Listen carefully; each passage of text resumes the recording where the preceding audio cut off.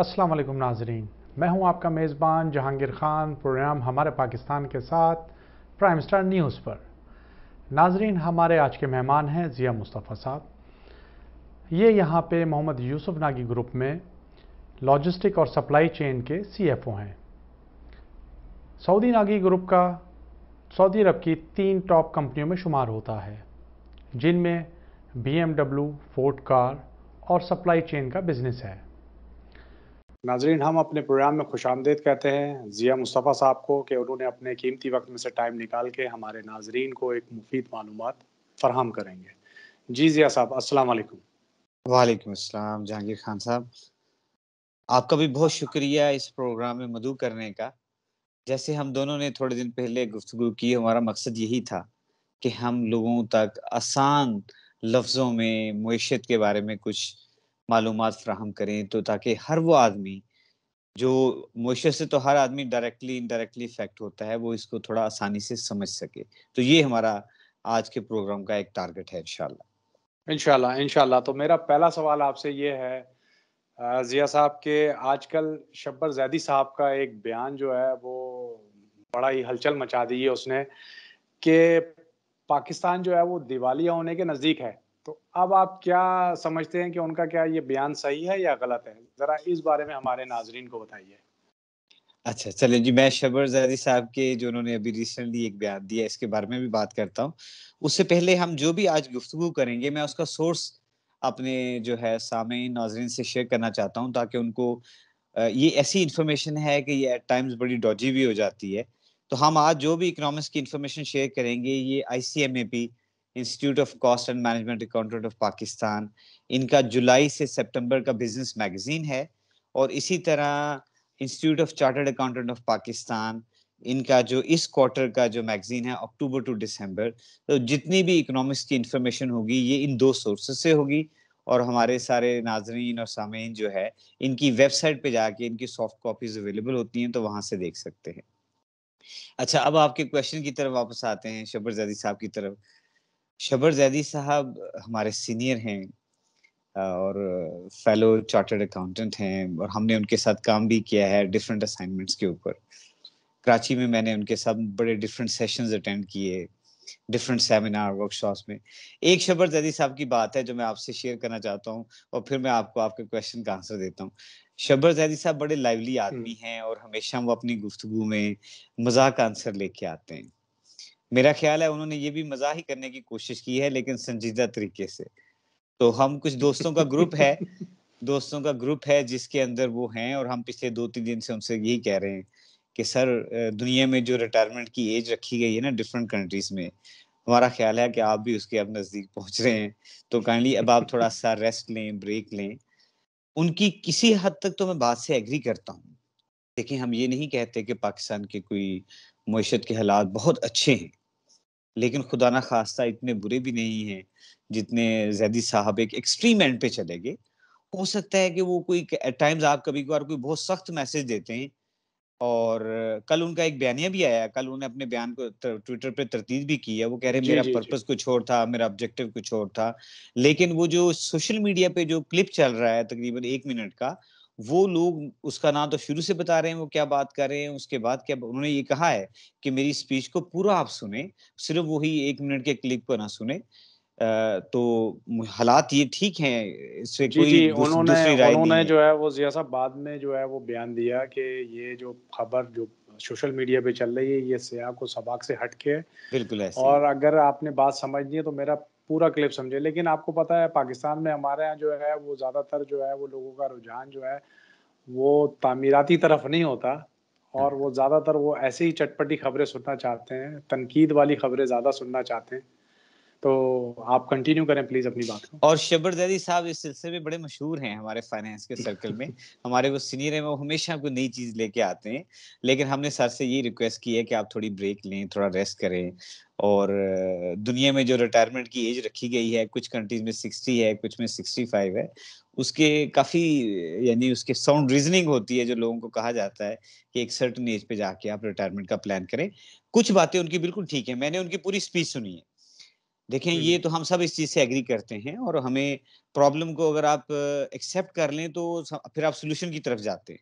ये बात बिल्कुल। बिल्कुल ठीक है, यानी accepting the problem is half the solution. ये बात ठीक है कि हालात कोई बहुत ज़्यादा बेहतर नहीं है। लेकिन हमें ये देखना चाहिए कि इन हालात में रह के हम क्या बेहतरी के लिए कोशिश कर सकते हैं। खुदा ना ख़ास्ता इतने ख़राब भी नहीं हैं, जितने शायद लोगों ने समझ लिए हैं। इस मुल्क को अल्लाह ताला ने बनाया था और अल्लाह ताला की ज़ात ही जो है ना इसको आगे लेके चलेगी। हमारे मुल्क के पास बहुत रिसोर्सेज़ हैं, मैन पावर की सूरत में, मिनरल्स की सूरत में और 4 मौसम है हमारे पास, एक यंगर पॉपुलेशन है। हमने इन रिसोर्सेज़ को मोबिलाइज़ करना है और इनको कंट्री के बेस्ट बेनिफिट के लिए यूज़ करना है।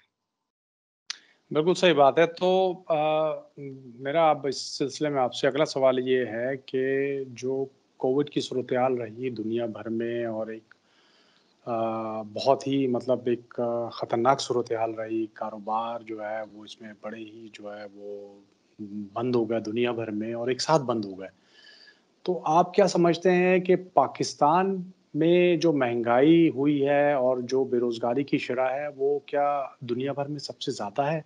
या दुनिया में और ममालिक भी जो हैं, वो हमसे ज़्यादा वर्स्ट कंडीशन में हैं? कोविड ने तो वैसे पूरी दुनिया की जो है इकोनॉमिक स्ट्रक्चर को जो है ना एक दफ़ा हिला के रख दिया है। आप यानी वेस्टर्न इकोनॉमी से स्टार्ट करते हैं, यूएस और यूरोप स्पेशली क्योंकि वहाँ पे सोशल वेलफेयर कंट्री के ज़िम्मे होती है और गवर्नमेंट लेके चलती है। वो आपको जो है अनएम्प्लॉयमेंट अलाउंस देते हैं, मेडिकल उनके ज़िम्मे है बहुत सारे कंट्रीज़ में एक्सेप्ट यूएस। तो मैंने जो इस पूरे प्रोसेस को बड़े क्लोज़ली ऑब्ज़र्व किया है, मैं खुद भी एक बहुत बड़े ग्रुप में हूँ और हमारे पास भी तकरीबन 7000 प्लस स्टाफ है, तो हम भी इन चीज़ों को बड़ा क्लोज़ली देख रहे थे।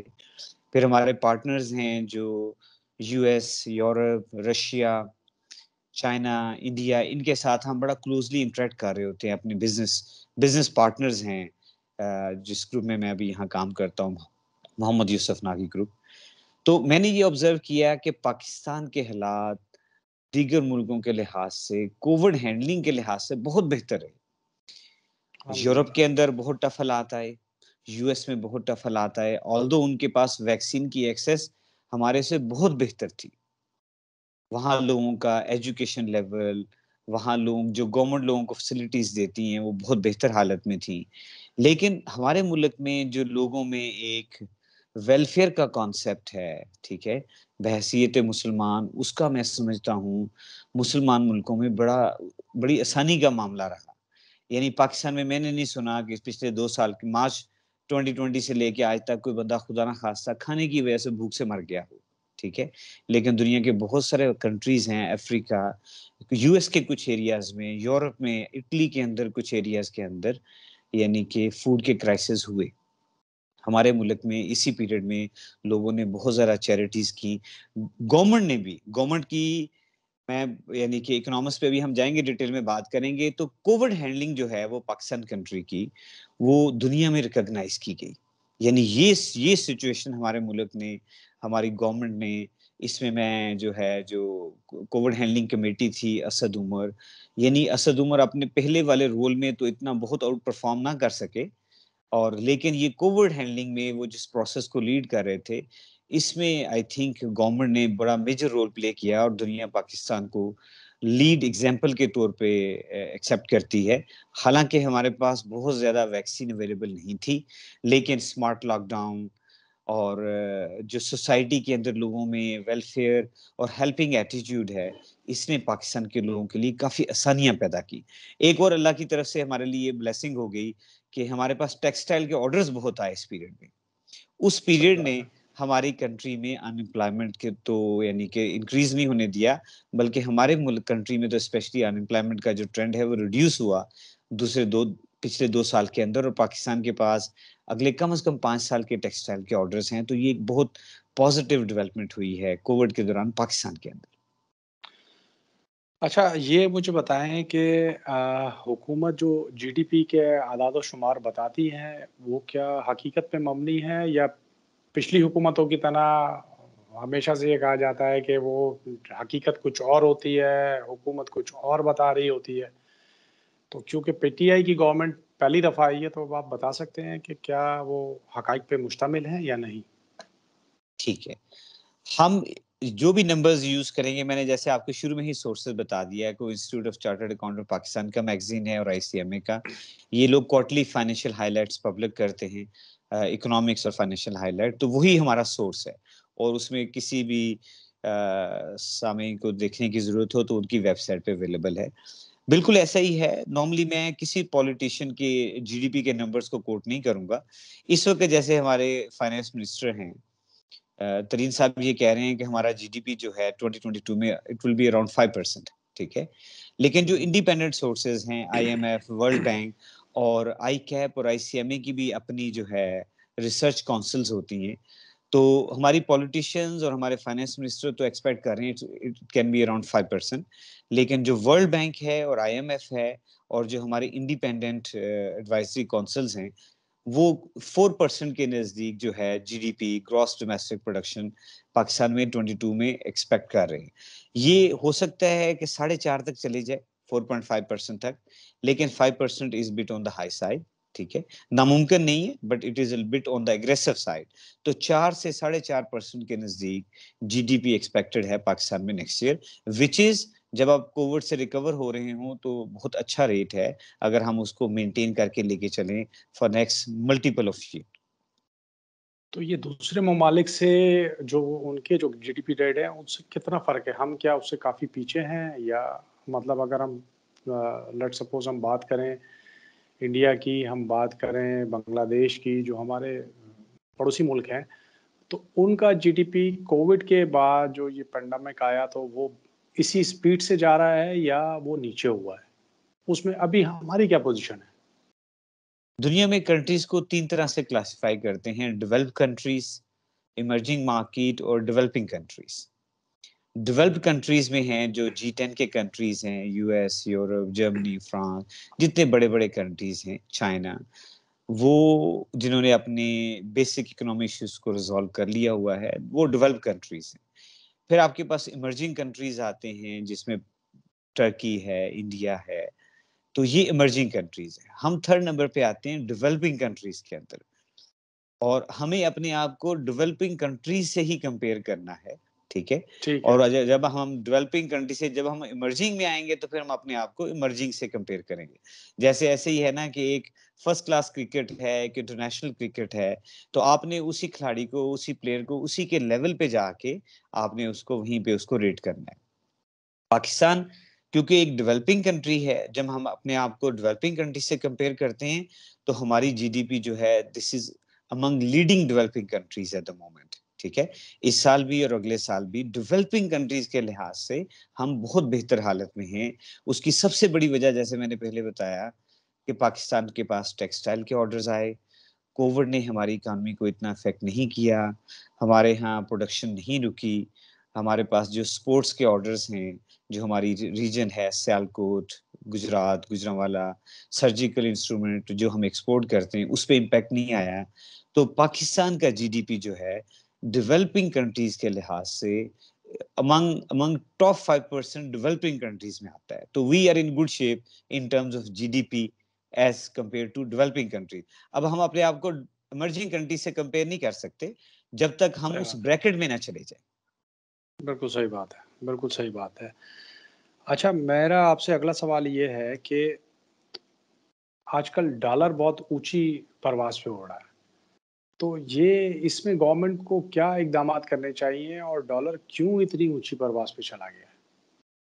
बिल्कुल। देखिए जी, हम पाकिस्तान अभी एक हम इम्पोर्ट ज़्यादा करते हैं, एक्सपोर्ट्स हमारी कम है और जो हम एक्सपोर्ट्स कर रहे हैं, वो नॉर्मली रॉ मटेरियल या सेमी फिनिश्ड गुड्स होती हैं। फिनिश्ड आइटम्स नहीं है हमारे पास।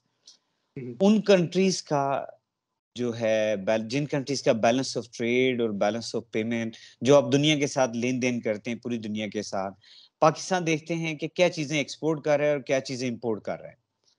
पाकिस्तान इस वक़्त एक्सपोर्ट करता है, हम एग्रीकल्चर कंट्री हैं, हम कुछ अर्सा पहले अपनी कॉटन को भी एक्सपोर्ट कर देते थे, जो हमारे से इंडिया और बांग्लादेश खरीद रहा था और वो उससे फिर फिनिश आइटम्स बना के आप कहीं शॉपिंग करने जाएं यूरोप में, यूएस में, तो आपको शर्ट्स जो हैं और ट्राउजर्स और जितने टेक्सटाइल प्रोडक्ट्स हैं वो अब मिल रहे हैं बांग्लादेश, इंडिया, वियतनाम।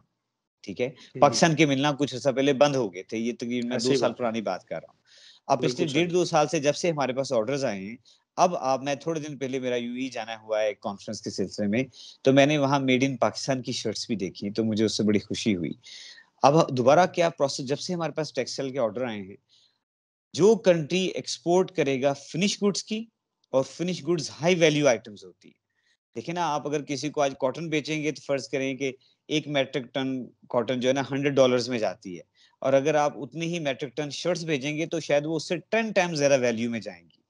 तो आप जब हाई वैल्यू आइटम बेचेंगे तो आपके कंट्री में फॉरेन एक्सचेंज ज्यादा आएगा, आपकी करेंसी को ज्यादा स्ट्रेंथ मिलेगी और करेंसी आपकी ऊपर जाएगी।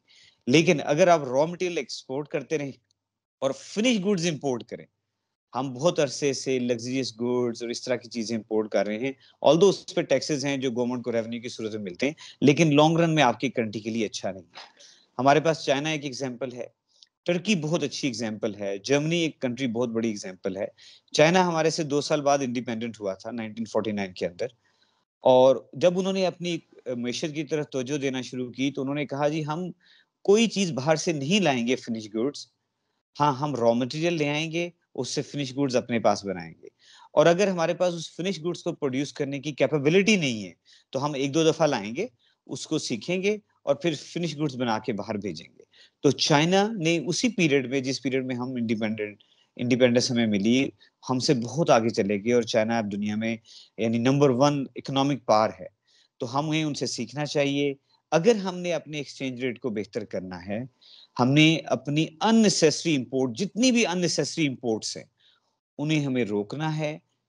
अपने मुल्क में उनको प्रोड्यूस करें अगर जरूरत है, टेक्नोलॉजी अपने कंट्री में लेके आए, और जब एक्सपोर्ट करें तो वो फिनिश गुड्स हों। अगर हम finish high value item export करेंगे और हम इंपोर्ट करें तो लेके आए मशीनरी जो कल दोबारा फिनिश गुड्स बना के बाहर भेजे। हम कोई चीज लेके आए तो वो रॉ मटेरियल हो और उससे हम फिनिश गुड्स बनाएं और बाहर दोबारा एक्सपोर्ट करें, इसमें कोई हर्ज नहीं है। अभी हम थोड़ा सा इस टारगेट से जरा ज्यादा फासले पे हैं, इस पे हमें ज्यादा फोकस करने की जरूरत है। स्मॉल मीडियम इंडस्ट्री, जैसे हमारे पास एग्जांपल्स हैं सियालकोट, गुजरांवाला, गुजरात, हुँ। हाफजाबाद, इस पूरे रीजन में स्मॉल मीडियम स्केल इंडस्ट्रीज हैं जो Aahista Aahista large scale industry की तरफ जा रही है, क्योंकि हमेशा पहले स्मॉल स्केल इंडस्ट्री आती है, वही जब प्रोडक्शन बढ़ती है तो मीडियम स्केल में जाती है, थोड़ी और बढ़ती है तो लार्ज स्केल इंडस्ट्री में जाती है, और फिर वो चीजें आप एक्सपोर्ट करते हैं और आप अर्न करते हैं। हमारे पास अपने कंट्री में एग्जाम्पल हैं, हमारे पास चाइना बहुत बड़ी एग्जाम्पल है। मेरा टर्की 2-3 दफा बिजनेस के सिलसिले में जाने में इत्तेफाक हुआ। वो दुनिया से कोई चीज इंपोर्ट नहीं करते जब तक उनकी मजबूरी ना बन जाए। कोई चीज अगर उनके पास आज नहीं है, वो इंपोर्ट कर लेते हैं, लेकिन वो गवर्नमेंट को एक डॉक्यूमेंट देते हैं कि अगले अगले 2 या 3 साल के अंदर हम अपने अंदर कैपेबिलिटी बिल्ड करेंगे और 2-3 साल के बाद ये चीज हम दोबारा नहीं मंगवाएंगे, हम अपने मुल्क में बनाएंगे, अपनी लोकल कंजम्पशन को यहीं से पूरा करेंगे, और फिर हम टारगेट करेंगे कि हम एक्सपोर्ट कैसे कर सकें। हम क्योंकि अभी भी इस पे हम फोकस नहीं कर पाए, और ये हमारा एक एरिया ऑफ इम्प्रूवमेंट है। हमारे कंट्री को, हमारी गवर्नमेंट को इस पे बहुत ज्यादा फोकस करने की जरूरत है कि हम फिनिश गुड्स एक्सपोर्ट करें gradually, starting with small industry, medium scale industry, फिर लार्ज स्केल इंडस्ट्री। इंपोर्ट करें तो रॉ मटेरियल और फिनिश गुड्स हों, और लग्जरियस आइटम भले गवर्नमेंट को जितनी मर्जी टैक्सेस मिलें, वो हम अपने कंट्री में ना लेके आए और उसको बैन करें। इससे हम आहिस्ता आहिस्ता, ये कोई 3 से 5 साल का प्रोसेस होगा, हम अपने करेंसी को स्ट्रॉन्ग करने की पोजीशन में आ जाएंगे। हमारे करेंसी में भी डिक्लाइन हुआ है, कल मैं इसीलिए पढ़ रहा था तो मैंने देखा हमारी करेंसी तकरीबन 20 से 25% डिक्लाइन हुआ है ड्यूरिंग द लास्ट 2 ईयर। और जो टर्किश हुँ। लीरा, टर्किश इकोनॉमी हमारे से बहुत स्ट्रांग है, and they are in the range of 35 to 40%। लेकिन वो डिफरेंट लोग हैं, जब उनकी करेंसी गिरती है तो उनके अपने लोग अपनी करेंसी खरीदना शुरू कर देते हैं, जिससे उनकी अपनी करेंसी की डिमांड बढ़ती है, तो जो उनकी करेंसी के जो डिक्लाइन हो रहा होता है वो किसी हद तक रुक जाता है। तो हमें भी गवर्नमेंट लेवल पे कुछ इनिशिएटिव्स लेने की जरूरत है, एज इंडिविजुअल्स भी हम जो मैक्सिमम कर सकते हैं वो हमें इस सिलसिले में करने की जरूरत है। लेकिन ये medium term to long term target है जिसमें हम इसको मैनेज कर सकते हैं। बिल्कुल सही बात है। अब अभी आपने बात की टेक्सटाइल की, कि टेक्सटाइल की जो है वो ग्रोथ ज़्यादा बढ़ी है और वो इसी वजह से बढ़ी है कि उसमें जो बुनियादी अगर कमाल देखा जाए तो वो हमारा कमाल तो नहीं है। ये तो कोविड की वजह से इंडिया में बहुत सूरत-ए-हाल ख़राब हो गई। उसकी वजह से जो ऑर्डर्स थे वो यहाँ पे शिफ्ट हुए। लेकिन अब हम इसको बरकरार कैसे रखें? सबसे बड़ी सवाल ये है कि हमारा टेक्सटाइल पहले काफ़ी ऊपर था, हुँ। लेकिन उसके बाद फिर वो एकदम डाउन डाउन होता हुआ और बिल्कुल ही जो है वो बहुत ही सूरत-ए-हाल टेक्सटाइल इंडस्ट्री बहुत बड़ी तादाद में बंद हुई। तो अब मसला ये है कि आप मुझे बताइए कि अब इसको इसको बरकरार कैसे रखेंगे? उसके लिए क्या इकदामात की ज़रूरत है? ये बहुत अच्छा क्वेश्चन है। जहांगीर भाई, जैसे आपने कहा, सिर्फ मैं आपको एक स्टैटिस्टिक्स बता दूं मैन्युफैक्चरिंग सेक्टर के बारे में, large scale manufacturing sector. Last year हमारे पास कंट्री में जो ग्रोथ था वो था 3.66%, 2020, ये 2020। इस साल हमारे पास जो लार्ज स्केल मैन्युफैक्चरिंग में ग्रोथ है पाकिस्तान में, वो है 7.3%। So approximately double, a little more than double. तो ये बड़ा एक खुशाइंद है, और ये टेक्सटाइल में भी है, फार्मास्यूटिकल में भी है, केमिकल्स में भी है, ऑटोमोटिव के अंदर भी आई हैं, मोबाइल इंडस्ट्रीज भी कुछ चाइना से पाकिस्तान में मूव हुई हैं। ये तो है कि जी स्टैटिस्टिक्स नंबर्स के लिहाज से सिचुएशन थोड़ी बेहतर हुई है, लेकिन इसको कैसे सस्टेन करें और उसको लॉन्ग रन में लेके चलें, और हम इससे, क्योंकि दुनिया में बहुत बड़ी पॉपुलेशन जो है उनकी एम्प्लॉयमेंट मैन्युफैक्चरिंग सेक्टर में होती है। आज से कुछ 30-40 साल पहले लोग एग्रीकल्चर पे फोकस करते थे। अब दुनिया जो डेवलपिंग कंट्रीज हैं उनमें मैन्युफैक्चरिंग ज्यादा है, और जो इमर्जिंग कंट्रीज हैं और डेवलप्ड कंट्रीज हैं उनमें सर्विसेज सेक्टर जो है वो ग्रो कर रहा है। गवर्नमेंट को यानी इस सिलसिले में बड़े सॉलिड मेजर्स अडॉप्ट करने की जरूरत है। आप अपनी कॉस्ट ऑफ प्रोडक्शन कम करें उनको। वैसे इलेक्ट्रिसिटी के लिहाज से किसी हद तक प्रॉब्लम पाकिस्तान में रिजॉल्व हो गया है, और इसमें कंट्रीब्यूशन प्रीवियस गवर्नमेंट को भी जाता है। उन्होंने भी कुछ कैपेसिटी इंक्रीज करने की कोशिश की, जिसका आउटकम कुछ इस गवर्नमेंट में मिला, और इस गवर्नमेंट ने भी छोटे छोटे डैम्स बनाए हैं। हम कोई बहुत बड़ा डैम तो अभी तक नहीं बना सके, लेकिन ये भी अच्छी बात है कि अगर आप कोई बहुत बड़ा डैम नहीं बना सकते तो आप मल्टीपल छोटे डैम्स बनाएं, जिनसे आपके यहाँ इलेक्ट्रिसिटी जनरेशन बढ़े। इलेक्ट्रिसिटी गैस जनरेशन, क्योंकि टेक्सटाइल के अंदर गैस एक बहुत बड़ा इनपुट है मैन्युफैक्चरिंग प्रोसेस के अंदर। मैंने अपना कैरियर के स्टार्ट में कुछ अर्सा मैन्युफैक्चरिंग में काम किया है, टेक्सटाइल मैन्युफैक्चरिंग में। तो अगर आप उनको एक चीपर सोर्सेज ऑफ एनर्जी दें, इलेक्ट्रिसिटी, सुई गैस, और ये उनके लिए स्टेबल सप्लाई हो, रुके नहीं सप्लाई। क्योंकि जब आपने किसी से ऑर्डर लिया होता है, फर्ज करें हमारे पास एक यूएस का ऑर्डर है, जिनको हमने टेक्सटाइल के 10,000 शर्ट्स भेजनी है नाइकी को हमने यूएस के अंदर, तो उनको इससे कोई कंसर्न नहीं है कि आपके यहाँ इलेक्ट्रिसिटी शॉर्टेज हो गई है, तो इसलिए आपकी कंसाइनमेंट वहाँ टाइम पे नहीं पहुँच सकी। और अगर वो चीज़ टाइम पे नहीं पहुँचेगी, क्वालिटी ठीक नहीं होगी, तो हो सकता है नेक्स्ट ईयर आपको ऑर्डर ना मिले। तो गवर्नमेंट को ये मेक श्योर करना है कि इन लोगों को जितने सोर्सेज ऑफ एनर्जी हैं वो रेगुलर मिलें, लो कॉस्ट पे मिलें। उससे in return to the government क्या होगा, कंट्री में एम्प्लॉयमेंट बढ़ेगी और सब लोग विन विन सिचुएशन में आ जाएंगे। Sources of raw material, sources of energy, better access to the port, यानी कंट्रीज में स्ट्राइक्स ना हो। आपकी जब प्रोडक्शन हो जाए, तो हमने देखा है एट टाइम्स ऐसा भी होता है डेवलपिंग कंट्रीज में, हमने भी पाकिस्तान में रिसेंटली देखा है, पिछले कुछ पीरियड में स्ट्राइक्स हो जाती हैं, आपके प्रोडक्ट पोर्ट पे नहीं पहुंच पाते। पोर्ट पे एक शिप आया हुआ है और उसको आप डेली डैमेजेस पे करते हैं, फाइन पे करते हैं। अगर आपके आइटम पोर्ट पे ना पहुंचे, वो पोर्ट तो, वो जो शिपिंग लाइन है वो तो 3-4 कंट्री से सामान लेके यूएस जा रहा है। अगर आपने कराची पोर्ट पे अपना जो एग्रीड टाइम था, अगर सामान आपका वहां नहीं पहुंचा, और वो शिप एक आध दिन वेट करेगा, जो उसका एग्रीड सर्विस लेवल एग्रीमेंट होता है, उसके बाद वो वहां से चला जाएगा, और नेक्स्ट शिप आएगा 15 दिन बाद, 20 दिन बाद, हो सकता है आपको वहां टाइम मिले ना मिले। तो government has to make sure, and as a society हम सबको भी इसमें रोल प्ले करने की जरूरत है, कि हम ऐसे अनासर को इनकरेज ना करें जो पाकिस्तान के लिए कंस्ट्रक्टर रोल नहीं प्ले करते। तो गवर्नमेंट दे सबसे पहले cheaper sources of energy, raw material, skilled man power available हो, वोकेशनल इंस्टीट्यूट्स होने चाहिए पाकिस्तान के अंदर। प्रोडक्ट जब चीज प्रोड्यूस हो जाए, तो उसकी easy and quick access to the ports. फिर पोर्ट से हम चीज जो क्वालिटी बनाएं, जो क्वालिटी एग्री करें, कस्टमर को वो क्वालिटी डिलीवर भी करें, एज अ बिजनेस कम्युनिटी वो डिलीवर हो, ताकि नेक्स्ट ईयर हमारे पास फिर ऑर्डर्स आए। तो हम सबको इसमें रोल प्ले करने की जरूरत है, starting with businessman, government, society. और हम अपनी जो क्वालिटी हमने as a businessman, as a Muslim, हमने जो उनसे एग्री की है, वही क्वालिटी हम उनको डिलीवर करें, ताकि नेक्स्ट ईयर हमारे पास टारगेट्स और ज्यादा अच्छे आए, और वो ये कहें कि यार ये लोग, these people are man of their values, और जो ये एग्री करते हैं वो डिलीवर करते हैं, तो हम अपनी एक्सपोर्ट्स को दोबारा उस लेवल पे लेके जा सकते हैं जैसे जहां पे आज से 15-20 साल पहले होते थे, और पाकिस्तान की टेक्सटाइल दुनिया में लीडिंग टेक्सटाइल थी। वी हैव पोटेंशियल, मेरा ख्याल है हम दोबारा उसको अचीव कर सकते इंशाल्लाह। अच्छा, अभी आपने मिसाल दी जैसे कि टर्की में जब जो है वो लीरा जब गिरता है तो उनके अपने मुल्क के लोग ही वो खरीदना शुरू करते हैं ताकि उसको ज़रा बैलेंस कर सकें। हमारे माशरे का क्या रवैया है?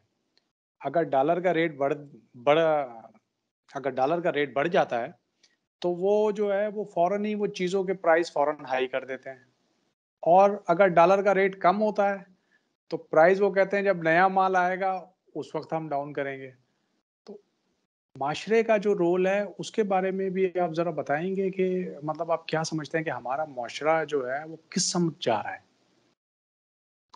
ये एक बड़ा मुश्किल सा क्वेश्चन है जहांगीर भाई, लेकिन हकीकत यही है कि एज अ सोसाइटी मेरा ख्याल है 1988 के बाद हमने अपनी वैल्यूज लूज की, स्पेशली 1988 के बाद जब चीज़ें ज़्यादा ओपन हुई। और देखिए, मैं कासिम अली शाह साहब को कल सुन रहा था और उन्होंने बड़ी अच्छी बात की। ये हम पढ़ते भी रहते हैं, लेकिन उन्होंने कहा देखिए, आज आप पल कॉन्टिनेंटल चले जाए ना, लाहौर या कराची या किस जहाँ भी, आपको वहाँ पे होटल में बुकिंग नहीं मिलेगी अगले 15-20 दिन। आपको पहले से बुक करेंगे तो जो 5 स्टार होटल्स हैं उनमें जगह मिल जाएगी, अदरवाइज़ नहीं मिलेगी। आप पाकिस्तान की रोड्स में चले जाइए, मैं अभी रिसेंटली अक्टूबर में होके आया हूँ एक शॉर्ट ब्रेक में पाकिस्तान से। आपको बेहतरीन गाड़ियाँ रोड से मिल रही हैं, आप मोटर पे सफ़र करें, लाहौर से इस्लामाबाद या कहीं भी सफ़र करें कराची के अंदर, आपको बेहतरीन गाड़ियाँ मिलेंगी, ठीक है? आपको V8 भी मिलेंगी, आपको फॉर्च्यूनर्स जो हैं अनलिमिटेड रोड से मिल रही हैं, और आपको बेहतरीन गाड़ियाँ और स्पोर्ट्स गाड़ियाँ, आप कराची में डिफेंस क्लिफ्टन चले जाएँ, लाहौर में इस्लामाबाद चले जाएँ। अनफॉर्चुनेटली हुआ ये है कि हमारी कंट्री में 2 सोसाइटीज़ बन गई हैं, हैव नॉट। वो लोग जिनके पास बहुत बड़ी पावर है, हुँ, हुँ। रिसोर्सेज हैं, वो पावर जो है उनके स्टेटस की हो, उनके पॉलिटिकल स्टेटस की हो, बिजनेस स्टेटस की हो, वो और वो लोग हैं जो मिडिल और लोअर मिडिल क्लास हैं। ज्यादा प्रॉब्लम उन लोगों के साथ है जो upper middle class and above है। उनके पास जब जब भी उन्हें जिंदगी में कभी मौका मिलता है ना, मैं देखता हूँ कि वो अक्सर पाकिस्तान के साथ ज्यादती करते हैं। यानी मैंने आपको बताया, यानी ये लाइव एग्जांपल है। आज से तकरीबन 7 माह पहले इसी तरह टर्किश लीरा गिरना शुरू हुआ, तो टर्किश दुनिया में जितनी जगहों पे थे, मेरा एक दोस्त था मेरे पास जद्दा में, तो वो मुझे पास एक दिन आया, मुझे कह रहा है यार मैं ना 2 घंटे के लिए मुझे ऑफ चाहिए, मैं कहीं जा रहा हूँ। तो मैंने कहा हमारी तो थोड़ी देर बाद मीटिंग है, वो एक कंसल्टेंट आया हुआ था टर्की से, एक हम एक प्रोजेक्ट पे काम कर रहे थे। उसने कहा यार मुझे ना कुछ करेंसी परचेज़ करनी जाके। मैंने कहा खैरियत? कहते हैं टर्किश लीरा गिर गिर रहा है। तो मैंने 3-4 बड़े जो जद्दा के अंदर जो एक्सचेंज ब्रोकर्स हैं, तो हम 6-7 दोस्त जा रहे हैं। यानी यहाँ टर्किश रेस्टोरेंट बहुत सारे हैं। बड़े टर्किश कम्युनिटी काफ़ी सारी है जद्दा में, जो बिज़नेस कम्युनिटी है। वो कहता है हमारा एक ग्रुप है, हम मिलके जो है अपनी करेंसी बाय करना शुरू कर रहे हैं, और कह रहा है ये हम पूरी दुनिया में कर रहे हैं। यूएस में, यूरोप में, अपनी कंट्री के अंदर भी। क्योंकि अगर हमने ये ना किया, इसमें कुछ थोड़ा-सा पॉलिटिकल फैक्टर्स भी इन्वॉल्व थे, इंटरनेशनल पॉलिटिक्स के पॉइंट ऑफ व्यू से। तो उसने कहा मैं मुझे जाके ये कुछ परचेज़ करना है, क्योंकि अदरवाइज़ हमारी करेंसी की वैल्यू डिक्लाइन कर रही है, तो हमने इसको गिरने नहीं देना। हमने अपने कंट्री के साथ, हमारा भले अपना थोड़ा-सा शॉर्ट टर्म और मीडियम टर्म में नुकसान हो जाए, लेकिन अगर हमारे मुल्क की करेंसी गिर रही है, तो हमें इसमें अपने कंट्री को सपोर्ट करना है। और वाक़ई वो बंदा गया है अपने दोस्तों के साथ। मैंने नेक्स्ट डे उससे पूछा कि भई हाँ, कैसा रहा? कहता है यार वैल्यू तो अभी भी गिर रही है, लेकिन हमारे पास जितनी सेविंग्स थी ना, वो हमने स्पेंड कर दी। तो यानी ये कौमें बनने में हमें 47 में इंडिपेंडेंस ज़रूर मिल गई है। अनफॉर्चुनेटली जिन लोगों ने पाकिस्तान बनाने में बहुत बड़ा रोल प्ले किया, वो ज़्यादा अरसा हमारे साथ रह ना सके। कायद-ए-आज़म जल्दी चले गए, लियाकत अली खान जल्दी चले गए। अगर ये लीडर को 15-20 साल रह जाते, जैसे वो इंडिया में रहे, यानी कि जो उनके बड़े लीडर थे नेहरू और गांधी, वो कुछ अरसा रहे, उन्होंने एक सिस्टम बना दिया, वहाँ पे लैंड रिफॉर्म्स हो गए। हम अपनी कंट्री में लैंड रिफॉर्म्स ना कर पाए। वो जो वडेरे थे, जो उस वक़्त वडेरे थे, वो आज भी वडेरे ही हैं। वही वडेरे कुछ अरसे बाद फिर जो है ना इंडस्ट्रियलिस्ट बन गए, ग्रेजुअली। क्यों, जब आपके पैसा होता है तो आप सोचते हो कि यार ये मैं गंदम प्रोड्यूस कर रहा हूँ, तो मैं फ्लोर मिल क्यों ना लगा लूँ? मेरे पास हुँ, इतनी हुँ। बड़ी कॉटन प्रोड्यूस हो रही है, तो मैं एक टेक्सटाइल मिल क्यों ना लगा रहा हूँ?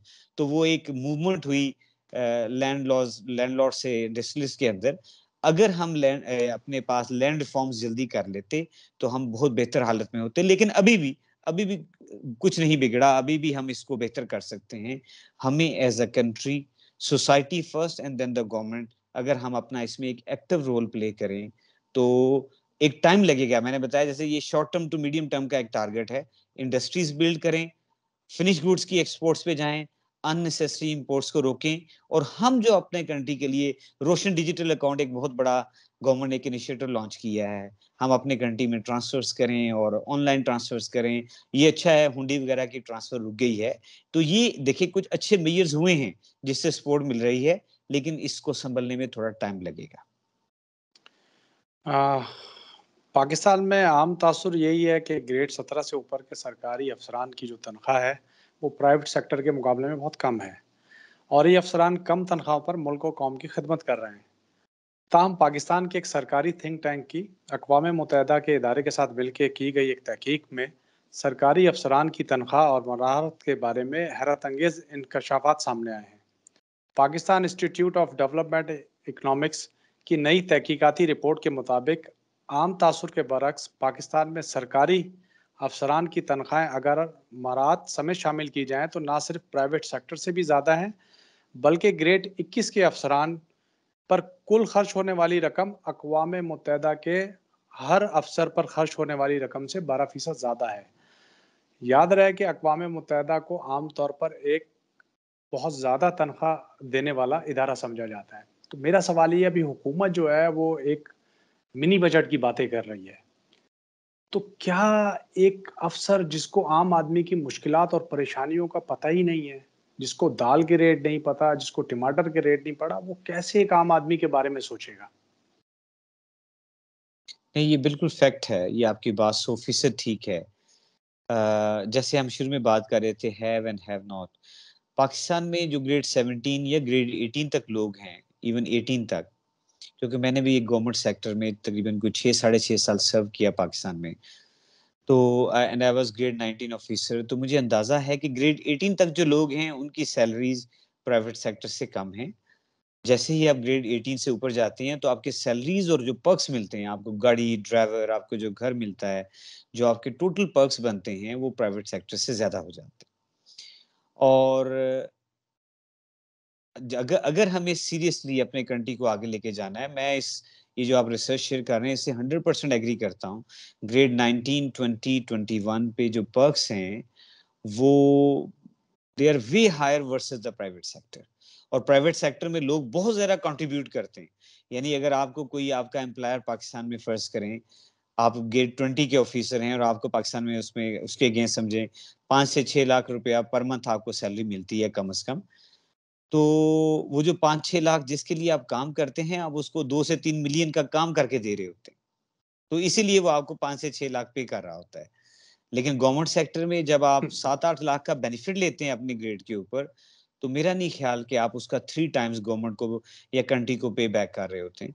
ये एक हमारी ब्यूरोक्रेसी जो है, वो वैल्यू एडिशन नहीं कर पा रही पिछले 15-20 साल से, और पावर पॉलिटिक्स के अंदर ज़्यादा हैं। कुछ अच्छे लोग भी हैं जो काम करना चाहते हैं, लेकिन एट टाइम्स हमारे पॉलिटिशियंस उनको काम नहीं करना देते। मेरी इस गवर्नमेंट से यही एक रिक्वेस्ट है कि ये अपनी एक कोर टीम बनाएं। इनके पास कुछ अच्छे लोग हैं जो इंडिविजुअली बहुत अच्छा परफॉर्म कर रहे हैं, कोलेक्टिवली शायद इनकी परफॉर्मेंस बड़ी एवरेज सी है, इंडिविजुअली ये अच्छा परफॉर्म कर रहे हैं। हमारे पास एग्जांपल्स हैं, आप देख लें जो आपके पास वाटर एंड पावर के मिनिस्टर हैं वो बड़ा अच्छा परफॉर्म कर रहे हैं। मुराद सईद जो है वो रोड नेटवर्क के लिहाज से बहुत अच्छा परफॉर्म कर रहे हैं।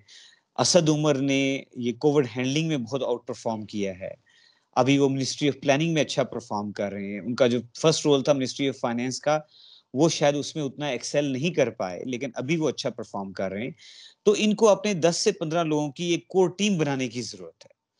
वो कोर टीम हो, वो टेक्नोक्रेट्स किस्म के लोग हों, काबिल हों, अपने फील्ड्स के एक्सपर्ट हों, कुछ लोग जर्नलिज्म से भी लें, कुछ मेडिसिन से भी लें, और फिर वो लोग आउट परफॉर्म करें। तो जब तक आप अपनी सैलरी और अर्निंग्स का 3 टू 4 टाइम्स पे बैक नहीं करते, तो वो वैल्यू एडिशन नहीं हो सकती। हमारे यहाँ ब्यूरोक्रेसी अपना एक जो पिवटल रोल है, की रोल है, वो प्ले करने में कामयाब नहीं रही है अभी तक। अच्छा, आईएमएफ के पास हमें जाना चाहिए, नहीं जाना चाहिए? जब इमरान खान होते थे, तो वो वज़ीर-आज़म नहीं होते थे, तो वो यही बात कहते थे कि जी मैं आईएमएफ के पास नहीं जाऊँगा। लेकिन ये गवर्नमेंट अब फिर आईएमएफ के पास गई है और आप क्या समझते हैं जो नया मुआहदा हुआ है, क्या ये शराइत ज़्यादा सख्त नहीं है? और हुकूमत को अब क्योंकि साढ़े 3 साल से ज़ायद हो चुके हैं इस गवर्नमेंट को और अब अगला इलेक्शन भी कोई इतना ज़्यादा दूर नहीं है। तो आप क्या समझते हैं कि आईएमएफ पे जाना बहुत ज़्यादा ज़रूरी था और इसके बगैर हमारा सर्वाइवल नहीं था? और क्या ये जो शराइत हैं, क्या इससे महँगाई में फिर एक और इज़ाफ़ा नहीं होगा? देखिए जी, सबसे पहले ये समझने की ज़रूरत है कि हम आईएमएफ के पास जाते क्यों हैं? ठीक है? फिर हम उसको देखते हैं कि हम पिछले 10 साल में आईएमएफ के पास जब भी गए हैं, तो उन्होंने टाइम टू टाइम अपनी कंडीशंस को स्ट्रिक्ट ही किया है। हम आईएफ पहले क्वेश्चन पे जाते हैं कि हम आईएमएफ के पास क्यों जाते हैं? या जो भी डेवलपिंग कंट्रीज़ हैं, वो आईएमएफ के पास क्यों जाते हैं? जैसे हम सब अपने घर का एक बजट बनाते हैं, हमारी एक सैलरी होती है और हम उसके साथ अपने एक्सपेंसेस देखते हैं। फ़र्ज़ करें कि एक बंदे की पाकिस्तान में सैलरी अज़्यूम करते हैं कि एवरेज बंदे की ₹70,000 पर मंथ है और उसके एक्सपेंसेस जो हैं वो 45-50,000 पर मंथ है और उसके पास तकरीबन सरप्लस बच जाता है पर मंथ 20,000 का, ₹20,000 पर मंथ उसके पास बच जाते हैं, ये उसकी बजट है। तो उसको खुदा किसी से कोई लोन लेने की ज़रूरत नहीं है। उसको हर महीने उसकी आमदन ₹70,000 है, 50,000 का वो स्पेंड कर रहा है। इसमें उसके सारे खाने-पीने के खर्चे, बच्चों की एजुकेशन, इलेक्ट्रिसिटी सब, तो उसको किसी से कर्ज़ लेने की ज़रूरत नहीं है। खुदा ना ख़ास्ता कभी उसको कोई इमरजेंसी बन जाएगी, तो अपने किसी दोस्त से, कुलीग से, अपने ऑफ़िस से लोन लेगा और 1 आध माह के अंदर वापस कर देगा। तो वो एक कंफर्टेबल लाइफ़ जो है ना गुज़ार लेगा, उसके लिए मसला नहीं है। अब एक दूसरा सिनेरियो लेते हैं कि आपकी आमदन तो 70,000 है। आप महीने का ₹70,000 पर मंथ अर्न करते हैं, लेकिन आपके खर्चे अगर जो है ना 100,000 है और ये 1 माह नहीं है, ये मंथ ऑन मंथ बेसिस है। हर महीने आपका खर्चा जो है वो 1,00,000 आपका खर्चा है और आप जो अर्न कर रहे हैं वो 70,000 पर मंथ है। अब आपके पास वहाँ पे एक नेगेटिव डिफरेंस आ गया 30,000 पर मंथ। अब आपने उसको ठीक है। कहीं से ब्रिज करना है, तो हम आईएमएफ के पास क्यों जाते हैं? हमारे जो पाकिस्तान की कंट्री की जो टैक्सेस का किसी भी कंट्री के लिए मेन सोर्स ऑफ इनकम जो है, वो डायरेक्ट और इनडायरेक्ट टैक्सेस होते हैं। वो कंट्री का सोर्स ऑफ इनकम है और फिर वो कंट्री स्पेंड करती है अपने सारे एक्सपेंडिचर्स पे, स्टार्टिंग फ्रॉम डिफेंस और एजुकेशन और हेल्थ और डेवलपमेंट प्रोजेक्ट्स, इस पे आप स्पेंड करते हैं। जब आपका ये गैप पॉजिटिव रहता है, तो आपके लिए कोई मसला नहीं है और आप फर्दर स्पेंड करते हैं। आप 70,000 कमा रहे हैं, खर्चे आपके 50,000 हैं। अब लेट्स अज्यूम ये एक कंट्री है, तो आप 20,000 जो बच जाते हैं, आप ज़रा डेवलपमेंट पे स्पेंड शुरू कर देते हैं, नए कॉलेजेस, स्कूल, हॉस्पिटल्स। लेकिन जब आपके पास नेगेटिव होता है, तो आपको उसको गैप को ब्रिज करने के लिए कुछ लोन्स अपने डोमेस्टिक बैंक से लेना पड़ते हैं, कुछ आपको इंटरनेशनल बैंक से लेना पड़ते हैं। तो आईएमएफ एक इंटरनेशनल बैंक है, इंटरनेशनल मॉनेटरी फंड, या आपको वर्ल्ड बैंक से लोन लेना पड़ता है। ये बैंक्स हैं, एक तरह से फाइनेंशियल इंस्टीट्यूशंस हैं। ये आपको सपोर्ट करते हैं और फिर उनका ऑब्जेक्टिव भी ये होता है कि आपको पैसे दें और आप ये भी उनको बताएँ कि हम अपना सोर्स ऑफ इनकम कैसे बढ़ाएँगे, ताकि हम अपने सोर्स ऑफ इनकम को 70,000 से 100,000 पे ले जाएँ, 70,000 से 1 लाख पे चले जाएँ और हम उनका लोन वापस कर सकें। उनके 2 टारगेट होते हैं कि आप अपना सोर्स ऑफ इनकम बढ़ाएँ और उस सोर्स ऑफ इनकम में जो गैप है उसको खत्म करें और आप हमें हमारा लोन कैसे वापस करेंगे। ऑल्दो उनका इंटरेस्ट रेट थोड़ा कम ही होता है, लेकिन जब आपके पास कुछ सॉलिड मेजर्स नहीं होते और आपके पास सॉलिड प्लान नहीं होता, फिर वो आपसे जो भी कहते हैं आपको मानना पड़ता है। यानी गरीब आदमी के पास कोई नेगोशिएशन पावर नहीं होती। जब आपको कर्ज चाहिए हो और आपके पास सोर्सेस ऑफ इनकम ना हो, तो फिर आपको जो भी टर्म्स एंड कंडीशन दी जाएँगी वो आपको माननी पड़ेंगी। तो पाकिस्तान में अच्छी बात ये हो रही है ओवर द पीरियड, पिछले 2 से 3 साल के अंदर टैक्सेस के रेवेन्यू में इंक्रीज़ आया है। इसमें शब्बर ज़ैदी साहब को भी क्रेडिट जाता है, ठीक है? वो हमने उनके शुरू में उनकी बात को तो लिया, लेकिन शब्बर ज़ैदी ने एक अच्छा रोल प्ले किया। उन्होंने एफबीआर के अंदर एफबीआर की कुछ रिस्ट्रक्चरिंग की और पाकिस्तान में जो टैक्स कलेक्शन है, इस साल जो टैक्स कलेक्शन है, वो 1.21 बिलियन है। ये हमारा टारगेट है और हम अभी तक 1 बिलियन कलेक्ट कर चुके हैं और 14% ग्रोथ है हमारे पास टैक्सेस कलेक्शन में 2021 में for the same period for the last year. तो 14% की ग्रोथ है, 14% ग्रोथ है, 14% से ज्यादा हमारे पास टैक्सेस कलेक्ट हुए हैं। हम जैसे-जैसे अपने सोर्सेज ऑफ इनकम बढ़ाएँगे, हम अपने जो है अनप्रोडक्टिव एक्सपेंडिचर्स को कम करेंगे, जिन चीज़ों में वैल्यू एडिशन नहीं हो रही उनको अगर हम कम करेंगे, हम हम अपने जितने पॉलिटिशियंस हैं और जितने बड़े हमारे एमएनए, एमपीएस हैं, इनको अपनी मराहत को कम करने की ज़रूरत है। हमारे पास जो ग्रेड 19 प्लस ऑफिसर्स हैं, उनकी मराहत कम करने की ज़रूरत है। उस वक़्त तक जब तक हम अपने रेवेन्यू और एक्सपेंस को मैच नहीं कर लेते। जब मैच कर लें, गवर्नमेंट उसको दोबारा विज़िट कर सकती है। हमने बहुत दफ़ा सुना है पॉलिटिशियन से कि जी हम अपनी सैलरी वापस कर देंगे, हम अपने बेनिफिट वापस कर देंगे, लेकिन हकीकत ये है कि ये कभी हुआ नहीं है। तो इन लोगों को, ये हमारे लीडर्स हैं, इनको आगे आना चाहिए और ये बड़े वेल्दी लोग हैं। यानी कि अगर किसी को वाक़ई, कुछ लोग गरीब भी होंगे शायद 10%, 90% इनमें से बड़े वेल्दी लोग हैं, तो वो चाहें तो ये कंट्री के लिए सैक्रिफाइस कर सकते हैं। अगर वो कुछ सैक्रिफाइस करें 3 से 5 साल, ग्रेड 19 से ऊपर के भी लोग, जो लोग हैं, उनके कुछ पर्क्स कम किए जाएँ। मैं ये नहीं चाहता, वो बड़े काबिल और कॉम्पिटेंट लोग होते हैं जो ब्यूरोक्रेसी में आते हैं, वो सिविल सर्विसेज़ के एग्ज़ाम्स पास करके आते हैं। हम उनको राइट पे करें जो प्राइवेट सेक्टर में जैसे पे करते हैं, और फिर वो वैल्यू एडिशन भी करें। सिर्फ़ पेमेंट ना हो, उनको ये भी देखा जाए कि इनका रिटर्न ऑन इन्वेस्टमेंट क्या है। हम इनको इतनी जो बेनिफिट्स दे रहे हैं, ये कंट्री को क्या पे बैक कर रहे हैं। प्राइवेट सेक्टर में देखा जाता है, जहांगीर खान साहब ये काम कर रहे हैं, ये एक मार्केटिंग मैनेजर हैं, ये कैटेगरी के ग्रोथ मैनेजर हैं, हम इनको ये पे कर रहे हैं, ये कंपनी को क्या पे है, ये नहीं, ये इनफॉर्मली फॉर्मली कैलकुलेट होता है। वो बंदा रहता है, अगर वो नहीं कंट्रीब्यूट करता तो वो चला जाता है। तो टैक्सेस कलेक्शन में कुछ बेहतरी आई है, मजीद काम करने की जरूरत है। और हमारे यहाँ एक बहुत बड़ा सेक्टर है जो टैक्सेस पे नहीं करता, हमारी इकोनॉमी डॉक्यूमेंटेड नहीं है। अगर हम अपनी इकोनॉमी को डॉक्यूमेंट करने में कामयाब हो जाएं, इसमें मिनिस्ट्री ऑफ प्लानिंग का बहुत बड़ा रोल है, इसमें शौकत तरीन साहब बहुत बड़ा रोल प्ले कर सकते हैं। शबर ज़ैदी साहब बहुत अच्छा काम कर रहे थे, लेकिन जल्दी चले गए। अगर वो थोड़ा-सा और रुकते तो उन्होंने बहुत अच्छी फाउंडेशन सेट की थी हायर टैक्स कलेक्शन की, और टैक्स कलेक्शन इंक्रीज़ करें, अनप्रोडक्टिव एक्सपेंडिचर्स कंट्रोल करें। हम जब आईएमएफ के पास जाना कम शुरू करेंगे, तो हमारे टर्म्स एंड कंडीशन सॉफ्ट हो जाएँगी। और अगर उनको ये नज़र आएगा कि ये हमारे पास लोन लेने आ गए हैं, उनके लोन रिटर्न करने का कोई प्लान नहीं है, कंडीशन ग्रेजुअली टफ होती जा रही हैं, आसान नहीं हुई, ये इस गवर्नमेंट में नहीं है। पिछले 15 साल को देखें, यानी पीपल्स पार्टी की गवर्नमेंट को भी, नवाज शरीफ को भी, हमें इन तीनों गवर्नमेंट से कुछ लेना-देना नहीं, हमारा ऑब्जेक्टिव सिर्फ यही है कि हम एक सादा तरीन लफ्ज़ों में बात लोगों को बताएँ। तो पिछले 15 साल में condition day by day tough ही हुई है, ठीक है? वजह यही है कि हमारा वो गैप बढ़ता जा रहा है, हम लोन पे बैक नहीं कर पा रहे, और स्पेशली जब ये करेंसी का डिवैल्यूएशन होती है, आपके एक्जिस्टिंग लोन्स और बढ़ जाते हैं, तो सिचुएशन और टफ हो जाती है। हमें अपने रेवेन्यू को इंक्रीज़ करने की ज़रूरत है और अनप्रोडक्टिव एक्सपेंडिचर्स को कम करने की ज़रूरत है। बहुत शुक्रिया ज़िया साहब, आपने बड़ी मुफ़ीद मालूमात हमारी नाज़रीन तक पहुँचाई।